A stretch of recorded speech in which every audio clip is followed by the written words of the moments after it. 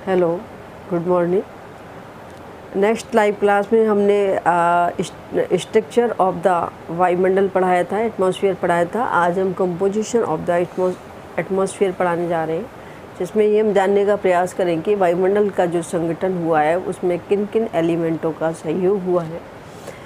Actually में क्या होता है कि वायुमंडल धरातल, पृथ्वी के धरातल और वायुमंडल के बीच में क्रियाओं का आदान प्रदान होता रहता है, जिसमें जो मुख्य एलिमेंट जो होता है वो टेम्परेचर होता है। तो टेम्परेचर का आदान प्रदान होता है, गैसें भी होती हैं जिनके माध्यम से पृथ्वी पर जो जीव जंतु रहते हैं, मानव जीवन की क्रियाएं होती हैं, जलीय भागों में जो जीव जंतु रहते हैं, सब का इन्हीं के आधार पर उनका जीवन संचालित होता रहता है। साथ ही ये जीव जंतुओं से भी हमें वायुमंडल के लिए कई सारी गैसेज मिलती हैं। वनस्पति से भी हमें कई मुख्य रूप से गैसेज ऑक्सीजन मिलती है। तो इस तरीके से ये सारे जीव जंतु या हमारे धरातल पर जो भी वेजिटेशन है, ये सारी की सारे हमारे वायुमंडल के कंपोजिशन के लिए जो एलिमेंट होते हैं उनके लिए बहुत सहयोग प्रदान करते हैं। तो सबसे पहले बात करते हैं हम कि जो वायुमंडल में मुख्य रूप से 9 प्रकार की गैसें पाई जाती हैं, जो मुख्य गैस होती हैं उनमें। तो इसमें ऑक्सीजन है, नाइट्रोजन है, आर्गन है, carbon dioxide, hydrogen, neon, helium, krypton तथा जिनॉन। अब इसमें से कुछ गैसें तो क्या होती हैं, कुछ ऐसी गैसें होती हैं जो सक्रिय होती हैं, जिनका हमारे मानव जीवन के लिए या जीवधारियों के लिए बहुत महत्वपूर्ण योगदान होता है। कुछ गैसें ऐसी होती हैं जो अनएक्टिव होती हैं, अक्रिय गैसें होती हैं, जो हमारे वायुमंडल के निचली सतह से दूर जा कर के मिलती हैं। जैसे आपकी हाइड्रोजन है, नियोन है, क्रिप्टॉन, जिनॉन, ये गैसें ऐसी हैं जो अक्रिय गैसों के अंतर्गत आती हैं और इनका अगर हम परसेंटेज माने तो इसमें लगभग 2% गैसें इस तरह की पाई जाती हैं, जिसमें हमारा वाटर वेपर भी इंक्लूड होता है।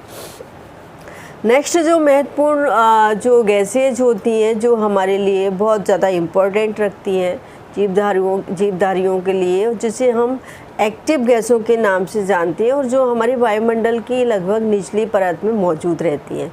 जैसे आपका कार्बन डाइऑक्साइड है, ऑक्सीजन है, नाइट्रोजन है। ये 3 महत्वपूर्ण गैसें ऐसी हैं जो हमारे लिए विशेष महत्व रखती हैं। अब अगर हम देखें कि वायुमंडल का संगठन जो होता है उसमें 3 एलिमेंट काम करते हैं। एक तो गैस है, दूसरा वाटर वेपर है, तीसरा डस्ट पार्टिकल है। मैंने पिछले आपको लेक्चर में ये बताने का प्रयास किया था कि गैसें, वाटर वेपर, डस्ट पार्टिकल्स ये ऐसे हैं जो कि ज़्यादातर हमारी अर्थ सरफेस से पहुँचे, पृथ्वी के ठंडे होने से पहुँचे, ज्वालामुखी विस्फोट से पहुँचे। तो अगर हम सबसे पहले बात करें गैसों की, तो गैस वायुमंडल की जो संरचना हुई है वो मुख्य रूप से 2 प्रकार की गैसों से हुई है। अब वो 2 प्रकार की गैसें होती हैं, एक तो परमानेंट गैस होती है और दूसरी आपकी वेरिएबल गैस होती है।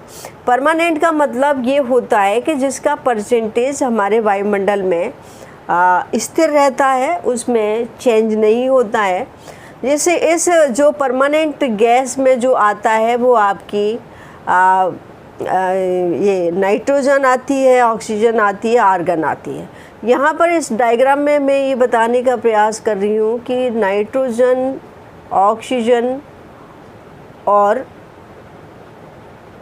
आर्गन इन सब में इंक्लूड है और वाटर वेपर। तो हमारे वायुमंडल का जो अधिकांश जो पार्ट है वो नाइट्रोजन गैस मिलती है वहाँ पर 78.09%। और उसके बाद जो नेक्स्ट इम्पोर्टेंट जो गैस आती है वो आपकी ऑक्सीजन है, वो 20.92% पाई जाती है। बाकी के इसमें आपकी ये देख रहे हो, बाकी की जो गैस मिलती हैं वो 1%। इसमें बहुत सारी गैसें पाई जाती हैं जो आपकी विरल वायुमंडल में पाई जाती है। इसके अंतर्गत कई सारी गैसें पाई जाती हैं, जैसे यहाँ मैंने दिखाया है कि नाइट्रोजन, ऑक्सीजन ये मेन हो गई, आर्गन इसके बाद हो गई। तो ये नाइट्रोजन, ऑक्सीजन और आर्गन, ये तीनों गैसें स्थिर गैसों के अंतर्गत आती है और जिनका परसेंटेज सबसे ज़्यादा नाइट्रोजन और धीरे धीरे इनका कम होता चला जा रहा है। इसके बाद जो जो चेंज हमारे पास जो बचता है, ये जो एरिया है, इस एरिया में ये सारी गैसें पाई जाती हैं, जिसमें वाटर वेपर इंक्लूड है, आपकी हाइड्रोजन है, क्रिप्टॉन है, मीथेन है, हीलियम है, नियोन है और CO2 है। तो इस तरीके से ये जो गैसें होती हैं वो हमारी अस्थिर गैसों के अंतर्गत आती है, ये वाली, और ये जो गैसें हैं वो स्थिर गैसों के अंतर्गत आती है।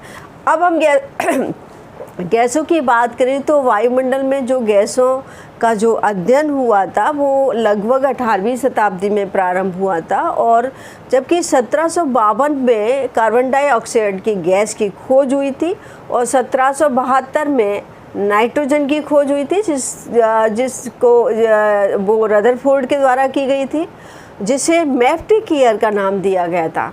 ऑक्सीजन की जो सर्वप्रथम अध्ययन व खोज जो हुआ था, जिसके द्वारा हुआ था, वो थे जोसेफ प्रिस्टली, और आर्गन की 1874 में की गई थी। तो कहने का मतलब है कि 18वीं शताब्दी से पहले हमें वायुमंडल की गैसों के बारे में इतनी नॉलेज नहीं थी। धीरे धीरे इनके बारे में हमें पता लगना शुरू हुआ। तो हमारी ये जो तीन गैसें, नाइट्रोजन 78.1%, ऑक्सीजन 20.8%, आर्गन 0.9%, तो ये तीनों गैसें हमारी स्थिर गैसों की अंतर्गत आती है, जिनकी मात्रा वेरिएबल नहीं होती है। अब ये जो नाइट्रोजन हमारे वायुमंडल में पाई जाती है, एक्चुअली में नाइट्रोजन जो होती है वो जीव मंडल में सभी जीवधारियों के लिए अब जरूरी होती है, जिससे जीव जो होते हैं उसको प्रत्यक्ष रूप में ग्रहण नहीं करते, और पौधे जो होते हैं वो मिट्टी के द्वारा अपनी जड़ों से नमक के रूप में प्राप्त करते हैं, क्योंकि ये जो नाइट्रोजन होती है वो एमिनो एसिड का आवश्यक अंग होती है, जिससे प्रोटीन का निर्माण होता है। तो ये नाइट्रोजन भी हमारे जीवधारियों के लिए काफ़ी इम्पोर्टेंट पार्ट्स है, और ये जो पाई जाती है वो आपकी 7 रूपों में पाई जाती है, जिसमें आपकी ये N2O, nitrous oxide, nitric oxide, आणविक नाइट्रोजन, NH3 और HNO2। तो ये 7 रूपों में ये नाइट्रोजन हमारे वायुमंडल में मिलती है।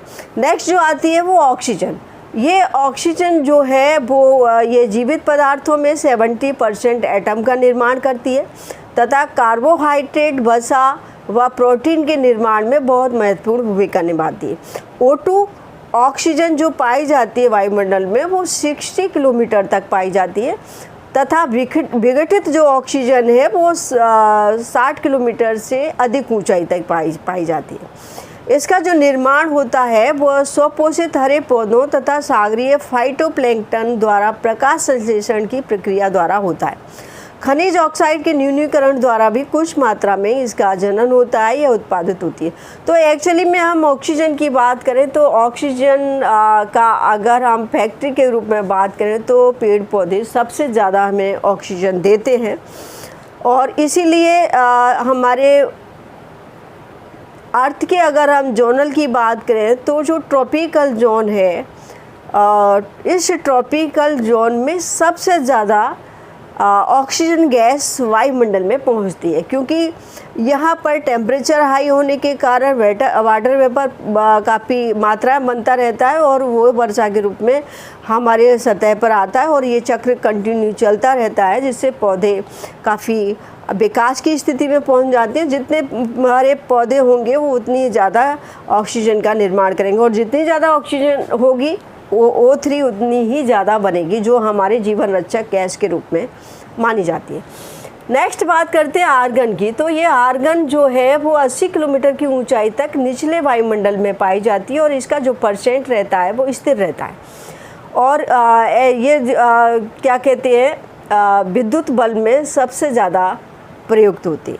तो ये हमारी कांस्टेंट या परमानेंट गैस हो गई। नेक्स्ट आती है हमारी वेरिएबल गैसेस। इन तीनों गैसों को छोड़ दें तो शेष हमारी जो गैसें होती है वो हमारी वेरिएबल के अंतर्गत आती हैं, जिनका % बढ़ता रहता है। तो ये ऊपर का जो मैंने इसमें दिखाया है रेड वाला नाइट्रोजन का, और ये जो ब्लैक स्पॉट दिखाए हैं वो ऑक्सीजन, और इसके जो ग्रीन जो बताया वो आर्गन। तो इनको छोड़ करके जो पतला सा एरिया है जहाँ से ये मैं यहाँ % दिखा रही हूँ, ये हमारी सारी की सारी वेरिएबल गैस है, जिसमें आपका नियोन का जो परसेंटेज है वो 0.001818% है। हीलियम 0.0000524% है। मीथेन 0.0000170% है। हाइड्रोजन 0.00055% है। और वाटर वेपर 0.0438% है। तो ये जो गैसें हैं वो गैसें हमारी वेरिएबल गैस के अंतर्गत आती हैं। अच्छा, इसमें जो कार्बन डाइऑक्साइड जो महत्वपूर्ण गैस जो पाई जाती है वो एक्चुअली में पेड़ पौधों के जीवधारियों के श्वास छोड़ने से वायुमंडल में पहुंचती है। प्रकाश संश्लेषण की क्रिया से इसका उपयोग होता है। ओजोन ऑक्सीजन के 3 एटम आइसोटोप O3 होती है, अर्थात ये इसको हम फोयोटिक फॉर्म ऑफ ऑक्सीजन कहते हैं। हल्के नीले रंग की होती है उत्तेजक। अब मैं यहाँ ओजोन की बात इसलिए कर रही हूँ कि हमने यहाँ ऑक्सीजन को देखा और ऑक्सीजन के 3 एटम जब मिल जाते हैं तो O3 का निर्माण करते हैं। और ये O3 हमारे लिए एक वायुमंडल में एक अलग लेयर के रूप में पाई जाती है। और ये लेयर जो है वो हमारी सतह के लिए एक कवच के रूप में काम करती है, क्योंकि जो अल्ट्रा वायलेट रेज जो हम सोलर एनर्जी के माध्यम से हमारी सतह पर आती है उनको ये डायरेक्ट आने से रोकती है, अवरोध पैदा करती है, ताकि हमें उतना ही उपयुक्त टेम्परेचर मिल जाता है। तो ये जो है इसकी जो ओजोन जो पाई जाती है वो एक्चुअली में 10 से 15 किलोमीटर पर सबसे ज़्यादा सांद्रण पाया जाता है। ये क्यों पाई जाती है? क्योंकि ऑक्सीजन भी हमारे निचले वायुमंडल में पाई जाती है और ऑक्सीजन मिलकर ही इसको ओजोन का निर्माण करती है। तो इसका सबसे ज़्यादा सांद्रण होता है तो 10 से 15 किलोमीटर पर होता है। उसके बाद 12 से 35 किलोमीटर की ऊंचाई पर अधिकतर सांद्रण मिल जाता है। और 80 से 100 किलोमीटर की ऊंचाई पर अल्ट्रा वायलेट रेज या तड़ित झंझा के दौरान विद्युत विसर्जन के कारण ऑक्सीजन अणुओं का विखंडन हो जाता है और ये O2 O+ में टूट जाता है। मतलब ये O2 2 एटम में बदल जाता है। ऑक्सीजन के अणुओं मॉलिक्यूल्स में मिल जाते हैं और बाद में ऐसा नहीं टूट जाते हैं, टूटने के बाद ये पुनः मिल भी जाते हैं।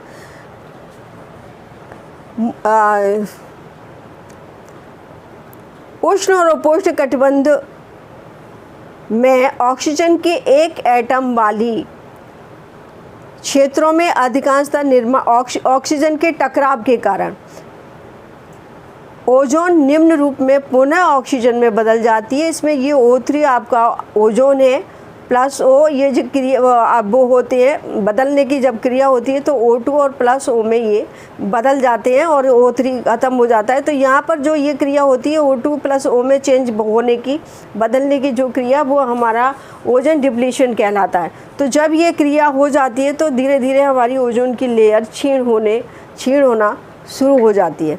तो अगर हम बात करें कि हाइड्रोजन, हीलियम, नाइट्रोजन, ये जो गैस जो मिलती है वायुमंडल में, तो लगभग यहाँ हमारी अर्थ है, अर्थ सरफेस है। अर्थ सरफेस से आपका 80 किलोमीटर वाला जो एरिया है वो हमारा वायुमंडल के अंतर्गत आता है। पृथ्वी से अर्थ सरफेस से 80 किलोमीटर का एरिया, तो यहाँ से हमारा वायुमंडलीय एरिया शुरू हो जाता है। और 80 से 1000 मीटर की ऊंचाई, किलोमीटर की ऊंचाई पर ये नाइट्रोजन परत पाई जाती है और 1000 से 2500 की ऊंचाई के बीच एक हीलियम परत पाई जाती है और 2500 से जैसे हम ऊपर जाते हैं उसमें आणविक हाइड्रोजन परत मिलती है। इसका कारण ये हो सकता है कि जो हाइड्रोजन और हीलियम जो गैसें हैं वो एक्चुअली में हल्की गैसें होती हैं और आसानी से वायुमंडल में विरल हो जाती हैं, जबकि ये जो गैसें हैं, ऑक्सीजन है, नाइट्रोजन है, ये अपेक्षाकृत भारी गैसें हैं। तो ये नीचे ही हमारी वायुमंडलीय परत में रहती हैं, जिसको हम सबमंडल कहते हैं। यह जो हाइड्रोजन और ये जो परत है, हाइड्रोजन जिसमें हीलियम आता है, ये विषम मंडल के अंतर्गत आता है, क्योंकि इसमें टेम्परेचर में बदलाव होता रहता है। इसमें वाटर वेपर की जो परसेंटेज होती है वो बदलती रहती है, मतलब गैसों का परसेंटेज इसमें बदलता रहता है। तो ये विषम वायुमंडल के अंतर्गत आती है, जबकि ये जो एरिया है हमारा 80 से लेकर के 1000 के बीच का, ये सममंडल में आता है। इसमें गैसों का जो है वो उतना ही रहता है और वायु, इसमें जलवायु संबंधी जो एक्टिविटी होती है, वो तापमान जो होता है उसमें ज़्यादा उतार चढ़ाव नहीं होता है। तो इस तरीके से जो वायुमंडल का जो निर्माण हुआ है, जो संगठन हुआ है, कंपोजिशन हुआ है, वो इस तरीके से 3 एलिमेंट द्वारा हुआ है, जिसमें गैसों का मैंने आज आपको कंप्लीट करा दिया। Thank you so much. 10 minute को